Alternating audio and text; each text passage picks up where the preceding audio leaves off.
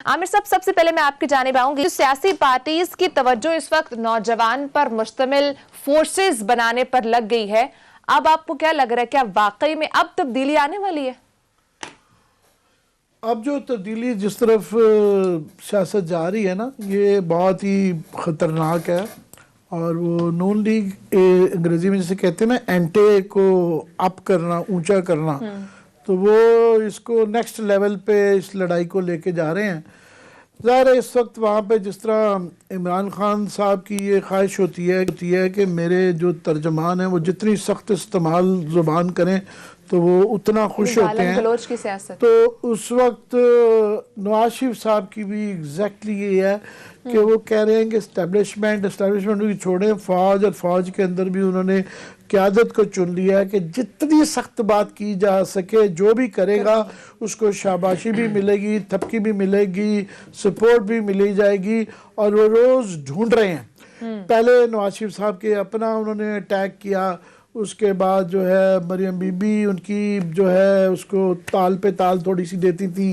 फिर ज़ुबैर साहब ने उस दिन जो है बड़ी सख्त बातें की, जो है वर्चुअली ये कह दिया कि आर्मी की क़यादत को कि ये झूठ बोल रहे हैं। DGISPR को सीधा ही कह दिया कि इन्होंने आधा सच बोला है और कि जी मैं तो ओथ मेरा तो नहीं है सियासतदानों से मिलने का, इनका ओथ है जो है फौजियों का होता है कि इनको मुझसे क्यों मिले थे ये बोला। और उसके बाद फिर वो जो असल जो बम फोड़ा गया वो तो याद सादिक साहब ने फोड़ा। फिर जिसकी एक सबको ही तकलीफ है कि वो क्योंकि फौज के खिलाफ नहीं है, वो पूरे पाकिस्तान कौम के खिलाफ है और हमें भी बड़ी तकलीफ है और वो भी तकलीफ है। मगर उसके बाद व्हाट नेक्स्ट, आज जो हुआ है ना, ये जो शेर जवान उसकी महफिल के अंदर जो नारे लगवाए गए हैं वो एक नेक्स्ट लेवल पे जा रहा है। कि पहले तो ये कह रहे थे जी टाइगर फोर्स बड़ी बुरी चीज़ है, ये विजिलेंटिज्म हो रहा है और देखे ना ये हर जगह पे आए जाएंगे। हम भी देख रहे थे कि पता नहीं वाकई कैसे ये टाइगर फोर्स वाले अपने आप को बिहेव कैसे करते हैं, क्या करते हैं क्या नहीं है। और उन्होंने मुकाबले पे एक अपनी थी, बहुत ज़्यादा लोग नहीं थे, मगर वहाँ पे जो नारे लगवाए गए हैं, डिलिबरेटली लगवाए गए हैं, वो ज़रा मेरा हाल आपके पास है, वो ज़रा सुनवा दें पहले वो क्लिप प्ले की। स्पेसिफाई कर दिया क़यादत।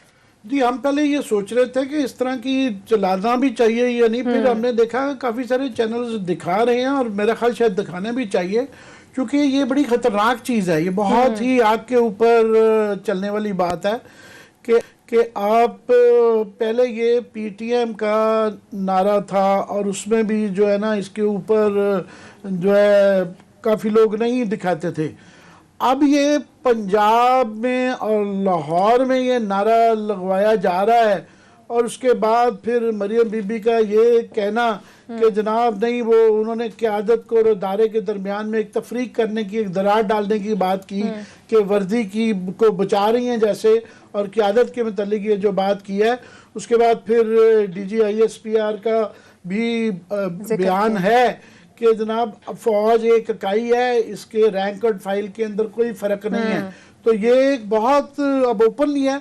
तो उन्होंने तो अपनी वो जो है ना जहाज़ किश्तियाँ जला दी हुई हैं, तो उनके लिए तो अब वो डील क्योंकि क्लियर हो गया है, ज़ुबैर साहब की मीटिंग से ऑनवर्ड्स वो कुछ भी, वो कहते हैं कि बस कुछ भी हो जाए।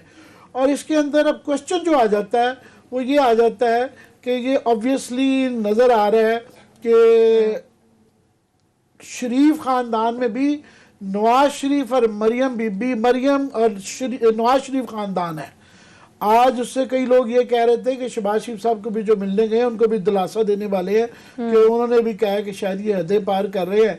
और याद सादिक का जो है वो दो किस्म के बयानियाँ चल रहे हैं। एक कह रहे हैं क्योंकि गवर्नमेंट ने, इस्टेब्लिशमेंट ने, याद सादिक ने भी कह दिया, मरियम बीबी भी ये बातें कह रही हैं, नारे भी लग गए हैं, मगर ये डिफेंसिव पर चले गए हैं। मौलाना फजल रहमान के केसेस आए और उन्होंने एक धमकी लगाई कि हम जो है जनाब वहाँ पे कोर कमांडरों के घर के आगे और दफ्तर के आगे जाके लगाएंगे, तो वो पीछे हट गए। ये कहा जा रहा है कि उससे जो ये बैक फुट पे जा रहे हैं। वरना याद सादिक के मैं ज़ाती तौर पर समझता हूँ हम उस ट्रेटर कॉलिंग में नहीं है, हम कभी किसी को गद्दार शद्दार कहने की गेम में कभी नहीं आए हैं। मगर जो एग्जिस्टिंग कानून है, मेरा ख्याल है कि उनके ऊपर जो है ऑफिशियल सीक्रेट एक्ट या अपनी ओथ की वायलेशन के क्लोज डोर मीटिंग के अंदर जो कही गई है, हालांकि पार्लियामेंट के अंदर कहीं भी कवर है, मगर उन्होंने बाहर भी क्लैरिफिकेशन में के दौरान भी दोहराई है। तो चेक जरूर किया जा सकता था कि वो नहीं इतलाक किया गया, किसी ने वो नहीं किया गया, तो वो और शेर हो गए। उन्होंने कहा जी मैं खड़ा हूँ यहीं पे, वो है। याद सादिक साहब को इतने ताकतवर आदमी नहीं है। याद सादिक साहब को नून लीग वाले टिकट भी नहीं दे रहे थे। सेकंड टाइम जो इनको टिकट मिली थी ये डाउटफुल थे, क्योंकि इनके बड़ी पीटीआई की साथ भी इमरान खान साहब से भी पुरानी किस्म की दोस्तियाँ थी।